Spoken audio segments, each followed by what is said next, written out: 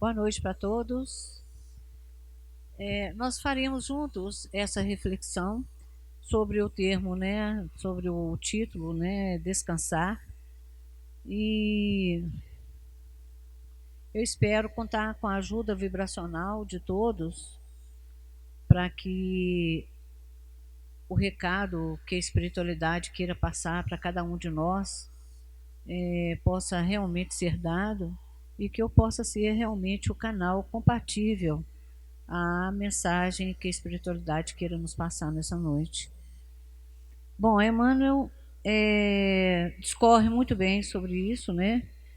Pressa e agitação. Cada um de nós vamos refletir aqui sobre a nossa própria situação, como nós vivemos nosso dia a dia, e depois nós vamos trazer alguns apontamentos pelo Livro dos Espíritos, tá bom? Pressa e agitação caracterizam o ambiente das criaturas menos avisadas em todos os tempos. Na época de Jesus, muita gente já ia e vinha, aqui e acolá, sofrendo a pressão de exigências da vida material, acreditando não dispor de tempo para pensar. Isso fez que o mestre se dirigisse à multidão, exortando: Vinde vós, aqui à parte, a um lugar deserto, e repousai um pouco.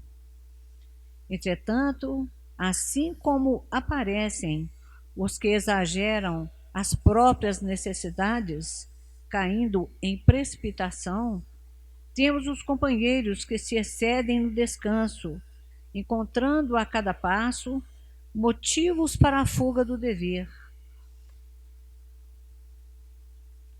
a cumprir.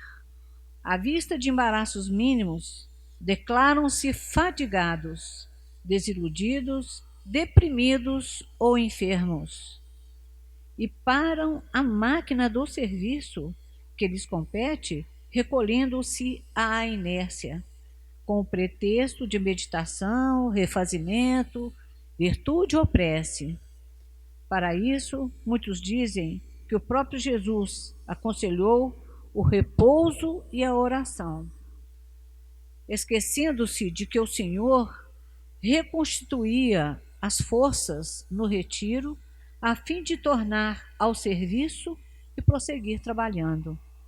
Nesse sentido, convém recordar as palavras textuais do Evangelho. Jesus não afirmou: repousai quanto quiserdes, mas sim repousai um pouco. Bem profunda, né, a lição para nós, porque nós vamos trazer uma abordagem em cima do Livro dos Espíritos, no capítulo 3º. Essa aqui é a minha colinha, viu, gente? Do capítulo 3º, a lei do trabalho.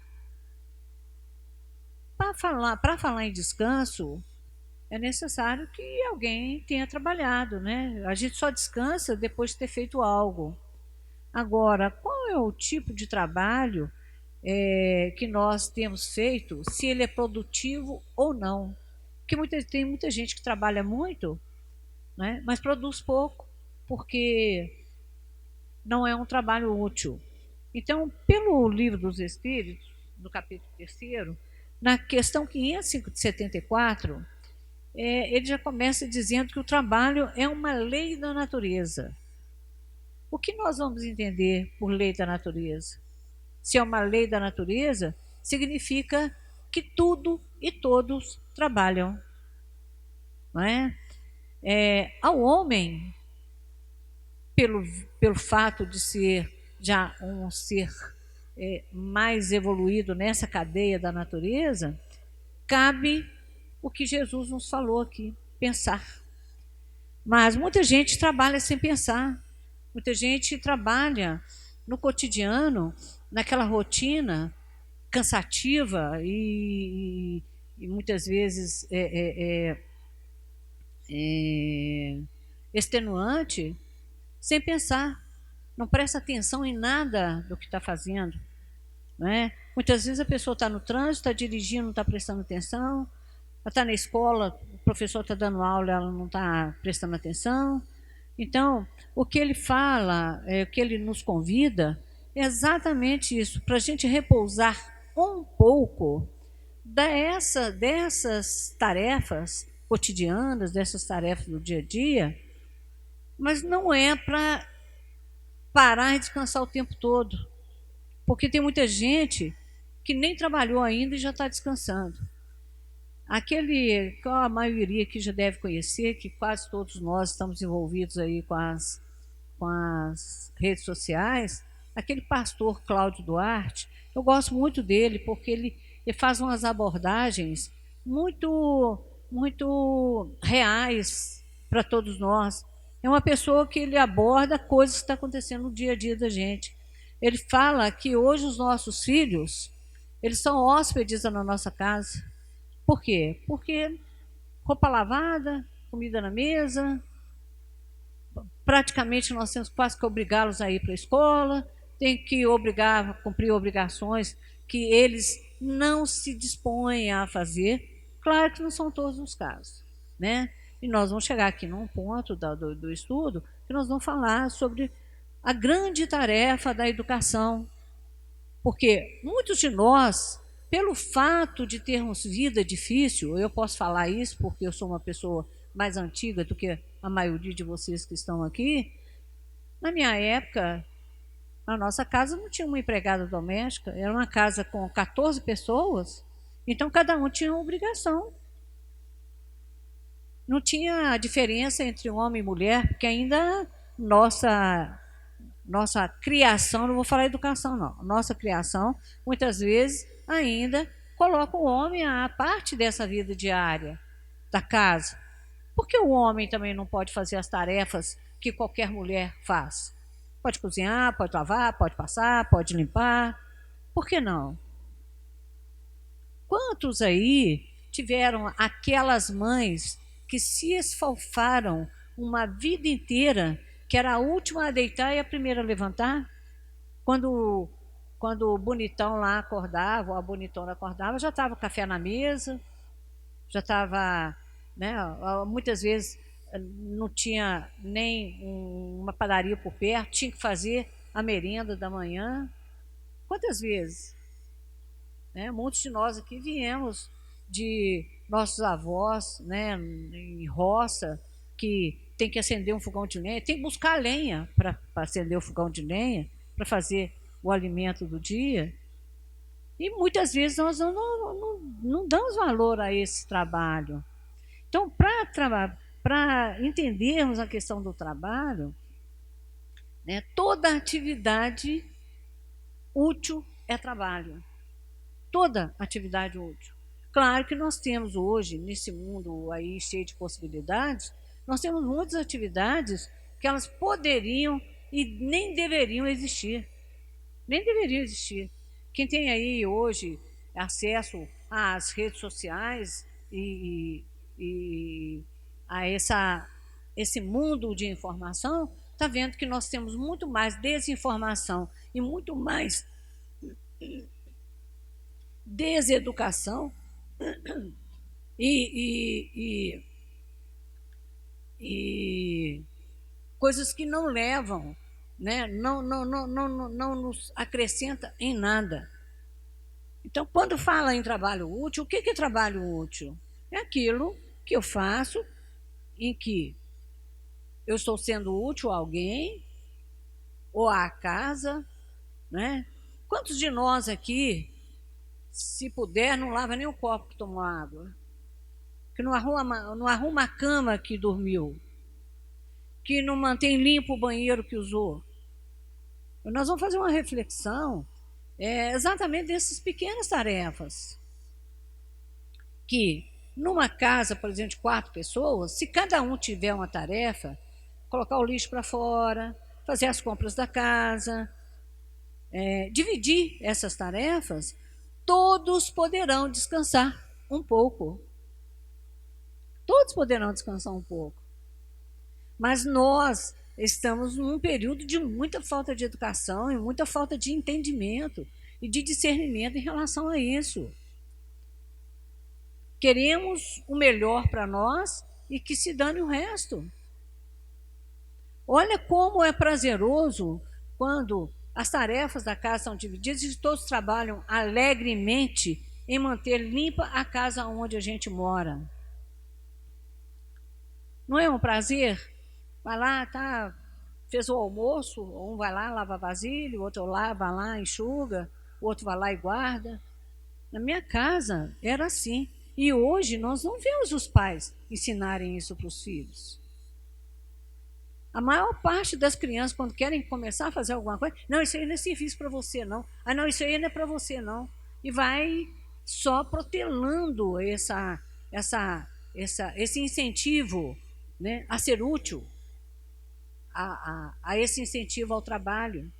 Quantas crianças, muitas vezes, se dispõem a ajudar nas tarefas da casa e... Não, isso aqui não é para você, não. Ah, não, você tem que estudar, você tem que estudar. Tem que estudar também. Tem que estudar também, mas se você suja, alguém tem que limpar, não tem? Se você desarrumou, alguém tem que arrumar. E por que não você mesmo? Por que não nós mesmos? E por que não ensinarmos aqueles que estão na convivência conosco a fazer isso? Então, quando eu vi esse tema descansar, eu comecei logo a raciocinar. Tem muita gente descansando além da medida. Muitas vezes o casal trabalha, o homem sai para um lado, a mulher sai para o outro, mas a mulher volta para casa e ela tem a dupla jornada. O homem assenta, vai assistir televisão, vai ver futebol, que a maioria gosta de futebol, ou não gosta. Não é? Vai ver o que gosta, enquanto a mulher muitas vezes está ali naquelas tarefas e não tem a colaboração. E muitas vezes, eu vou te ajudar. Não, quem mora numa casa, ele não tem que ajudar, não, ele tem que colaborar. Não sei se eu estou me fazendo entender, porque é um assunto que merece realmente muita reflexão e merece muito estudo. Não é?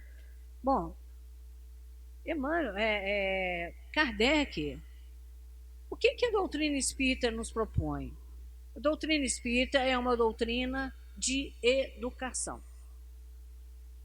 Não tem como nós nos tornarmos espíritas e não mudarmos em nada. Porque podemos alegar que não tivemos ali uma boa educação no nosso lar, nosso pai, nossa mãe não nos deu o que a gente precisava, mas hoje nós temos aí tudo à vontade. Hoje qualquer pessoa aprende o que quiser. Nós temos aí um tal do Dr. Google, quase todo mundo aí conhece, né? Nós temos aí um Dr. Google, você quer aprender a fazer um arroz, você vai lá que ele te ensina ali, ó. Um copo de arroz, 2 de água, uma colher de óleo. Então, não significa que se eu quiser aprender algo, eu tenho todas as possibilidades, mesmo que dentro da minha casa ninguém me ensine. Não é necessário isso. Acho que discernimento, pensar, né, que é o que a lição nos traz aqui, quando Jesus fala aqui, que naquele tempo de Jesus, imagina, naquele tempo de Jesus, as pessoas correndo para lá, para cá, correndo para lá e para cá, como assim, né, estou com pressa, estou agitado. Então, não é de hoje. Hoje nós temos aí na medicina o problema da ansiedade, o problema da depressão. Mas e aí, vamos analisar. Por que eu estou depressivo? Por que eu estou ansioso? Por que eu quero algo antes da hora? Não sei esperar nada. Eu espero que os outros façam e eu não faço nada. Não é? Então, aqui, quando Jesus coloca aqui para a gente, eu achei essa parte aqui, porque a doutrina espírita, o trabalho, ele nos leva ao quê? Ao adiantamento, né? A aprender coisas novas e a pensar, né? Aqui, ó. Isso fez que o mestre se dirigisse à multidão exortando: vinde a vós aqui à parte, a um lugar deserto, repousai um pouco.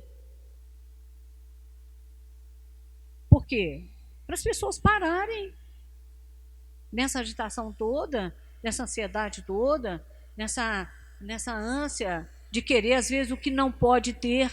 Quantos de nós estamos aqui sofrendo por coisas que nós não podemos ter, porque se tivermos, nós não vamos saber usar? Hein? Um menino aí de 15 anos de idade, ele pode ter um carro? Ansioso, fica doido para dirigir, doido para botar a mão num carro, mas ele pode? Né? Então, assim, tem coisas que nos trazem ansiedade porque queremos fazer coisas antes da hora. Tem um tempo certo para tudo. Né? Na época de Jesus, muita gente já ia e vinha, aqui e acolá. Não é muito diferente hoje, gente? Ou não? Hoje, então, é pior, porque hoje nós temos um trânsito horroroso que, se a gente está com o pedestre, a gente não consegue atravessar uma rua, se a gente está com o motorista, a gente também não consegue ir adiante. Nós estamos vivendo um momento de muita agitação, muito estresse e muita pressa, né? Bom, na época de Jesus, muita gente já ia e vinha, aqui e acolá, sofrendo a pressão de exigências da vida material.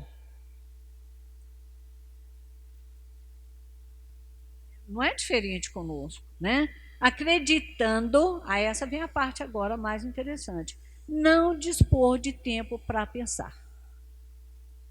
Alguém aí para pensar, gente, ou não? É necessário, né, que a gente pare para pensar. Por quê? Porque muitas vezes atitudes que poderiam ser evitadas, uma briga, uma discussão, um desentendimento, se a gente parasse para pensar, ela não aconteceria. Então, isso é graças ao quê? A essa pressa interior. Eu quero que me responda logo, eu quero que faça logo para mim. Como assim, eu sou a pessoa exigente. Eu exijo dos outros aquilo que eu não sou capaz de fazer. Eu penso que essa lição hoje ela está bem dentro desse patamar, né, de entendimento para a gente. A gente querer que os outros façam aquilo que a gente não é capaz de fazer. Kardec, aqui nessa... É o capítulo menor do Livro dos Espíritos, que está dentro das leis morais. Vale a pena dar uma estudada nesse capítulo, que é a lei do trabalho. Kardec ainda, os Espíritos ainda nos trazem mais. Toda ocupação útil é trabalho e tem um duplo objetivo: conservação do corpo. Por que conservação do corpo? Porque o corpo precisa de um movimento, não é? Se nós já levantarmos de manhã e voltar para a cama, né, muitas vezes a gente até tem uma preguicinha, de vez em quando pode, né, gente? Porque também a gente não é de ferro. Esse descansar um pouco a gente pode. A gente ficar uma hora de bobeira, sem fazer nada, a gente pode, faz parte da vida. Mas enquanto todos estão ali naquela luta, naquela peleja, a gente vai ficar olhando ou vai ficar na cama deitado enquanto todo mundo está trabalhando? Veja, eu quero falar mais do setor doméstico mesmo. Porque nós falamos do trabalho útil, que é o trabalho material, da gente sair lá fora, ganhar o dinheiro para levar para casa. Mas e aí, e essa casa? Quem mantém essa casa? Quem que cuida dessa casa? Até um tempo atrás, a maior parte de nós tinha condições de ter uma empregada doméstica, ela fazia as tarefas da casa. Mas hoje não, nós temos que dividir essas tarefas. E para nenhum ficar com um peso maior do que o outro, essas tarefas têm que ser econômicas. Tem que ser bem divididas. Porque tem coisas, por exemplo, que eu gosto de fazer. Agora nós vamos falar na parte do que gosto. Tem coisas que a gente fala, mas eu não gosto de fazer isso. Já fez alguma vez para ver se gosta? Quem tem filho sabe, eu não gosto disso. Eu vou ver uma comida no prato, mas eu não gosto. Mas você já comeu? Já experimentou? Quantas coisas a gente aprende a fazer e aprende a gostar porque começou a fazer? Não existe maneira de aprender alguma coisa que não seja fazendo. Porque só de teoria o mundo está cheio. E nós precisamos da prática.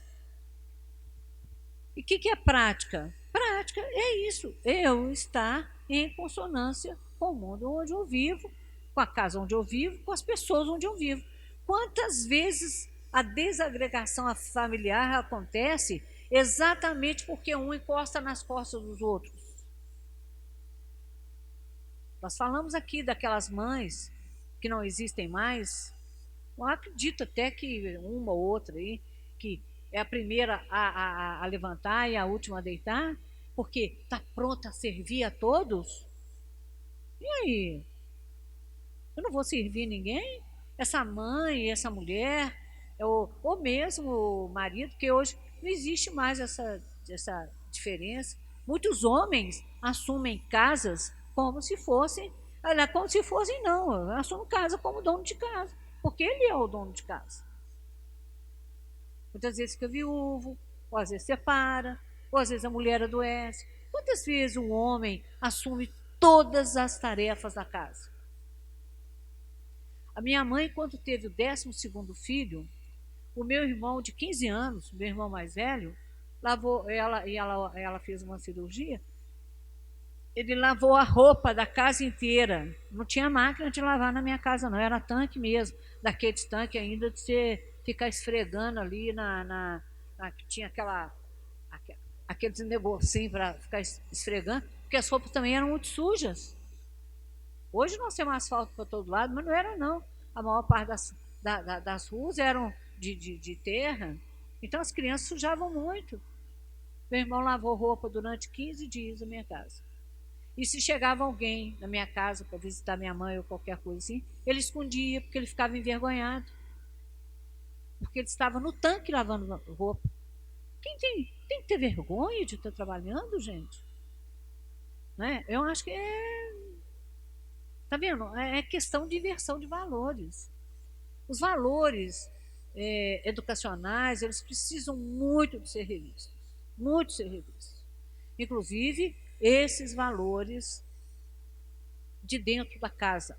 Tá, vamos descansar todos juntos? Vamos trabalhar todos juntos, depois vamos descansar todos juntos. Por um pouco.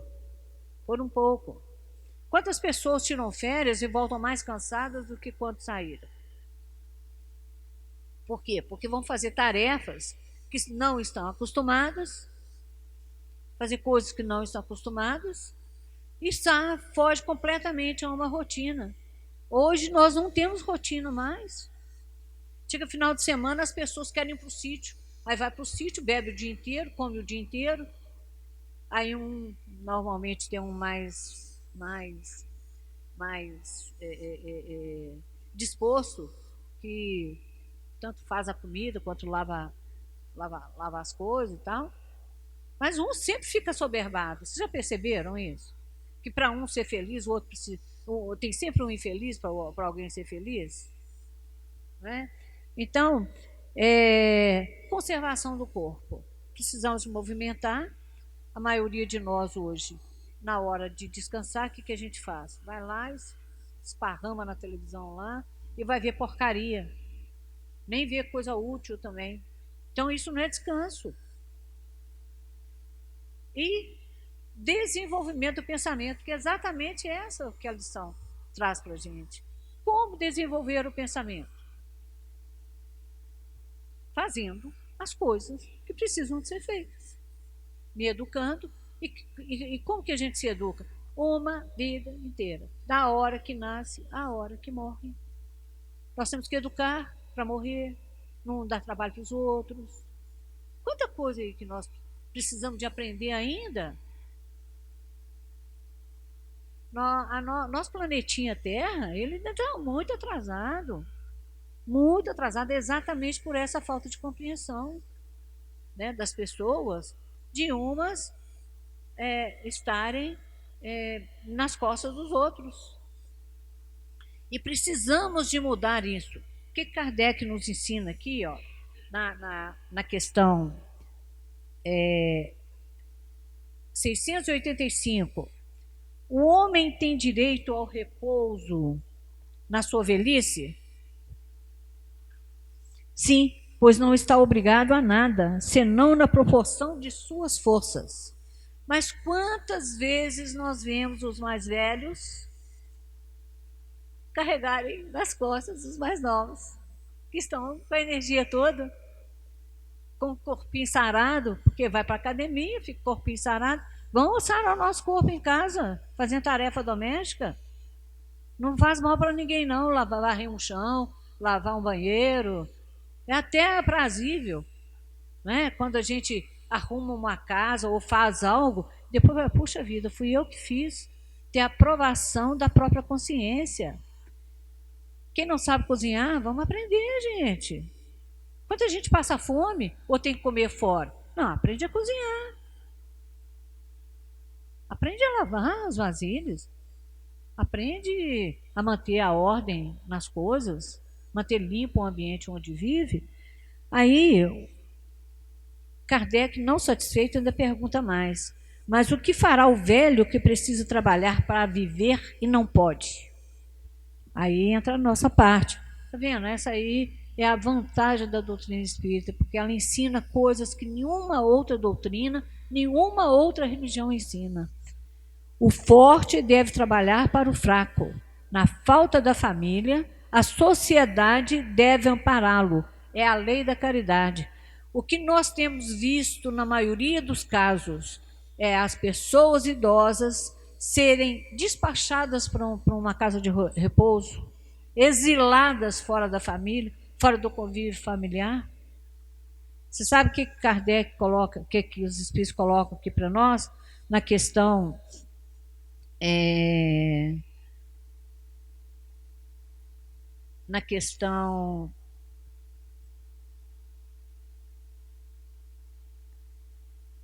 nos mundos mais aperfeiçoados, o homem é submetido à mesma necessidade de trabalho.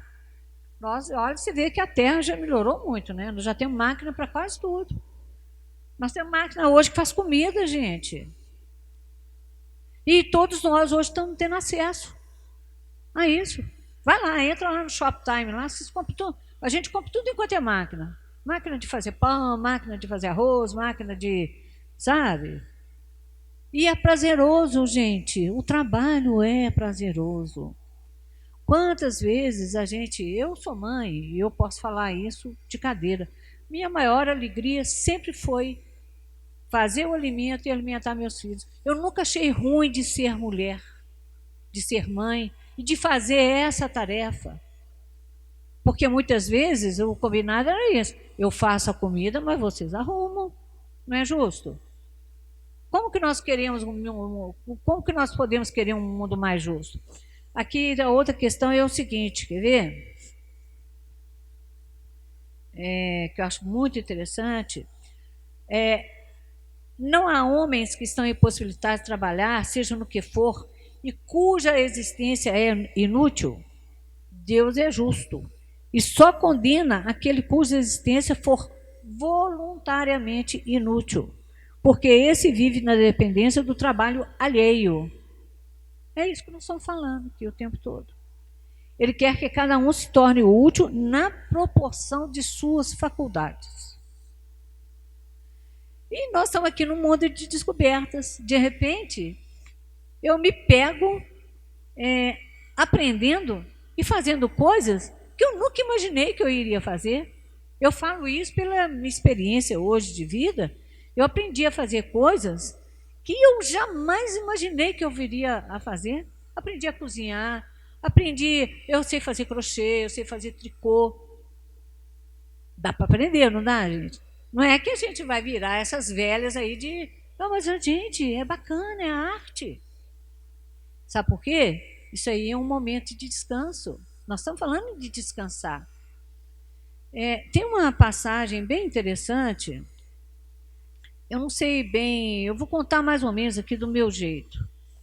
Um rapaz estava indo para a tarefa dele lá na agricultura e passa e vê um senhor recostado numa árvore lendo um livro. Aí ele passa e fala para ele assim: e aí, meu velho, está descansando, hein? Ele falou: não, estou trabalhando. Quando esse mesmo trabalhador volta, aquele mesmo que estava recostado na árvore anteriormente, estava capinando, estava preparando a terra para plantar alguma coisa. Aí virou para ele e falou assim: uai, moço, agora você está trabalhando. Ele falou: não, estou descansando. Dá para entender a lição? Estudar é trabalho. E trabalho braçal, trabalho também é um descanso. Minha mãe usava um termo, eu vou falar aqui que eu sou mais velha do que vocês vão falar assim, ela é antiga mesmo. Usava um termo, enquanto descansa, carrega pedra. Quem conhece esse termo aí? Enquanto descansa, carrega pedra. É sair de uma atividade para outra. Eu vi há um tempo atrás, a gente às vezes aprendendo essas lições, porque vai vendo e vai armazenando. Perguntaram a um escritor de mais de quase 90 anos como que ele conseguia manter aquela jovialidade toda. Ele falou assim: é porque eu mudo de tarefas. Eu, quando estou cansado do trabalho intelectual, eu faço um trabalho material. Não é? Então, olha para você ver, às vezes o trabalho material é o quê? Ir lá para a pia, lavar uma vasilha. Hoje tem aí terapia, né? Terapia cheia de vasilha é uma terapia. Já experimentaram? Quem não experimentou, faça. E depois vai ver a satisfação que dá de ter uma tarefa, ter contribuído, colaborado. Porque eu não fiz a obrigação, não. Quando o marido levanta à noite, a mulher está cansada, ele vai lá e olha uma criança, troca uma fralda e leva uma mamadeira, ele não está ajudando a esposa. Ele está colaborando. Então vamos pensar mais em termos de colaboração, de aprendizado, mas em termos de educação. O que Kardec fala aqui de educação? Nesse mesmo item, né, de quando a pessoa mais velha não pode trabalhar, que a sociedade deve provê-la, né? A lei de caridade deve provê-la. Olha o que Kardec coloca. Isso aqui, gente, o Livro dos Espíritos já tem quantos anos? 1957? Bastante tempo, né? Não tinha esse maquinário todo, não tínhamos, nessa época não tinha carro, era carruagem. Olha aqui que Kardec, um pedagogo, um educador, escreve. Não basta dizer ao homem que ele deve trabalhar. É necessário também que o que vive do seu trabalho encontre ocupação.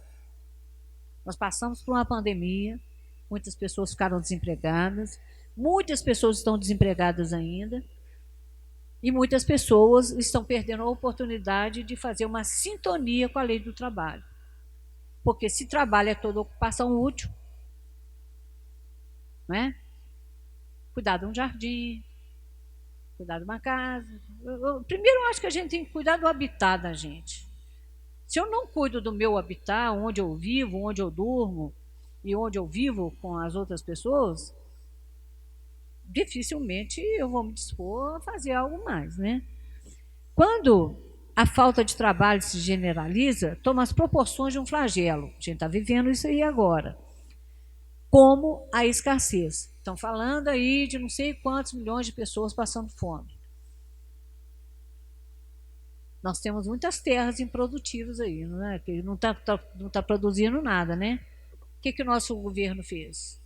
Já distribuiu terra aí para muita gente. Quantas pessoas hoje estão vivendo do fruto da terra, né? Daquilo que produz, tanto ele come quanto ele também ainda vende. Quem produz, quem planta, colhe, não colhe? Bom, a ciência econômica procura o remédio no equilíbrio entre a produção e o consumo, mas esse equilíbrio, supondo-se que seja possível, sofrerá sempre intermitências e durante essas fases o trabalhador tem necessidade de viver. Há um elemento que não se ponderou bastante e sem o qual a ciência econômica não passa de teoria. A educação. Não a educação intelectual, mas a moral. E nem ainda a educação moral pelos livros, mas a que consiste na arte de formar caracteres. aquela que cria os hábitos, porque a educação é conjunto de hábitos adquiridos. Quando a gente levanta de manhã, a gente não sai de casa antes de lavar, não sai sem lavar o rosto, sem escovar os dentes. Não é um hábito adquirido? Então, outros hábitos também podem ser adquiridos. E isso faz parte da educação. Não só nós adquirirmos, como também ensinarmos. Que, como pais, é muito triste, eu acredito que é muito triste para um pai ou para uma mãe ver um filho inútil. É o que mais a gente tem visto hoje, criar filhos inúteis. São os bebezinhos que não crescem, que não aprendem nada, que, sabe, tem tudo na mãozinha. Não é tão bom, a gente fazer parte, né, dos afazeres da nossa casa? Então vamos aproveitar, eu acho que esse momento, Kardec fala da educação e, para mim, a doutrina espírita ela é eminentemente educativa. Não há que se falar, eu sou espírita, e não fazer mudanças e não adquirir bons hábitos. Porque mesmo que a gente não tenha tido aquela educação que gostaríamos, qualquer momento a gente pode fazer essa educação. Qualquer momento a gente pode mudar. Qualquer momento nós podemos fazer a nossa parte. Não só. Primeiro comecemos a nossa casa, porque amar o próximo como a si mesmo é fazer ao outro todo bem que eu gostaria que me fosse feito, ou não? Então, gente, para encerrar, eu quero agradecer, talvez eu tivesse mais coisas para falar, é a primeira vez que eu venho a essa casa, eu agradeço aí esses olhares, né, de simpatia, essas vibrações maravilhosas, né, que eu senti aqui junto de todos vocês, e nem contei para vocês, eu passei dor hoje o dia inteiro, eu estou com um problema no pé, e eu fiquei muito preocupada se eu conseguiria fazer o trabalho. E graças a vocês, graças à espiritualidade amiga, eu acredito que nós conseguimos dar o recado, e cada um de vocês, sabe, se eu não conseguir dar o recado conforme gostaria, que levem como reflexão e que me perdoem, né, a minha falta de jeito e talvez a minha falta de educação ainda. Mas eu estou nova, viu, gente? Eu vou nascer muitas vezes ainda e espero poder encontrá-los nas minhas andanças aí pelas próximas reencarnações, tá bom? E que está nessa casa numa próxima oportunidade, né? Agradeço o carinho, a recepção da casa, agradeço aí o carinho de todos, muito obrigada, e que Jesus, esse mestre incomparável que nos ensinou como é viver bem, nós possamos segui-lo nesses passos tão importantes que nos legou essa doutrina para nos ensinar isso. Muito obrigada.